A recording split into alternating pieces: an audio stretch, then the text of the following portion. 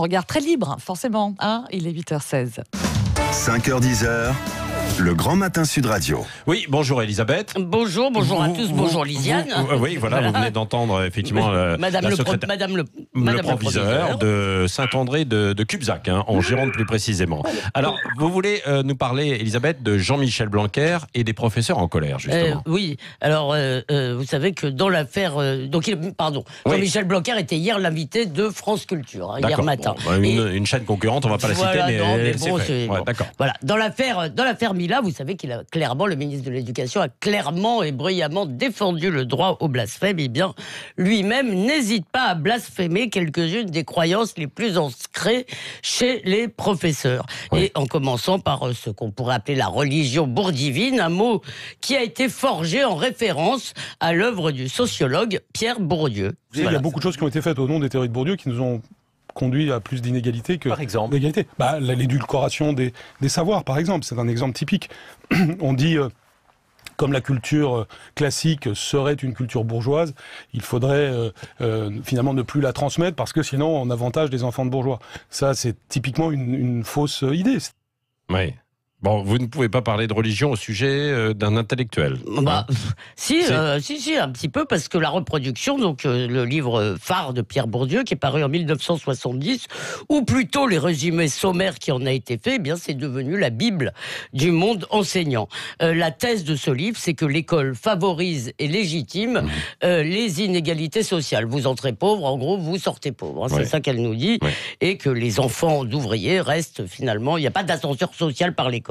Donc les inégalités sont devenues la seule boussole de tous ceux qui se préoccupaient de l'école, et comme on n'arrivait pas à amener tout le monde au meilleur niveau, au niveau des bons, on a découragé les bons et ils sont partis dans le privé. Oui, en attendant, les professeurs ne sont pas en colère à cause de Bourdieu, mais à cause, on l'a entendu à l'instant, notamment de la réforme du bac. Et des E3C, et cet entretien ne va pas les apaiser, parce que le deuxième blasphème, c'est que Blanquer s'en est pris au grand secret de Polichinelle de l'éducation nationale, ce qui est que depuis plusieurs années, on observe une baisse du niveau des élèves, mais aussi malheureusement une baisse du niveau des enseignants, qui d'ailleurs sortent de cette école, évidemment.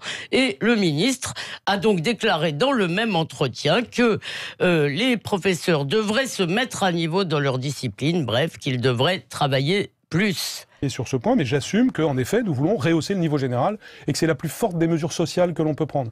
Parce que tout ceci, c'est évidemment au bénéfice de ceux qui n'ont pas d'autres ressources que l'école pour eux. Voilà, donc en supposant que le constat soit juste, la réforme est-elle une bonne réponse alors ?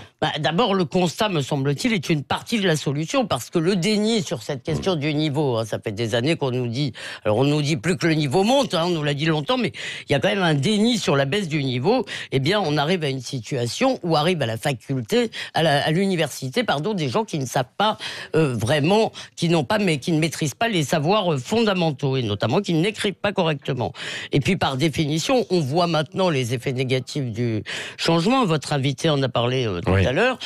Ils sont immédiats, tandis que les bénéfices éventuels de cette réforme, ils arriveront à long terme. Une réforme comme ça, d'un examen aussi important que le bac, ça ne met effectivement pas en place si vite. Alors, il y a beaucoup de questions, il y a beaucoup de tâches administratives pour les professeurs, il y a un risque de saupoudrage, mais je dirais tout de même que moi, quand j'entends les pédagogistes pousser des cris d'orfraie, dire que les programmes sont trop lourds, et que c'est trop exigeant, eh bien je pense que ça va dans le bon sens. Alors il y avait un ancien conseiller de Claude Allègre, Philippe Mérieux, qui dit que le contrôle continu c'est l'examen permanent. Ben oui, peut-être. Peut-être que ça va valoriser l'effort et que ça va favoriser, comme le disent les promoteurs de la réforme, l'acquisition de connaissances en profondeur. Alors vous savez, on dit souvent qu'un ministre de l'Éducation nationale est soit le ministre des familles, soit le ministre de professeurs. Jean-Michel Blanquer, lui, prend le risque d'inquiéter les premières et d'enrager les seconds. Alors peut-être qu'il est enfin le ministre de l'école, c'est-à-dire de notre bien à tous. Merci Elisabeth Lévy pour votre regard libre comme chaque matin à 8h15 sur Sud Radio. Voilà, à suivre dans quelques instants la séquence humour avec Dany Moreau qui pirate l'info. Forcément, comme tous les vendredis, il a l'air bien en forme aussi.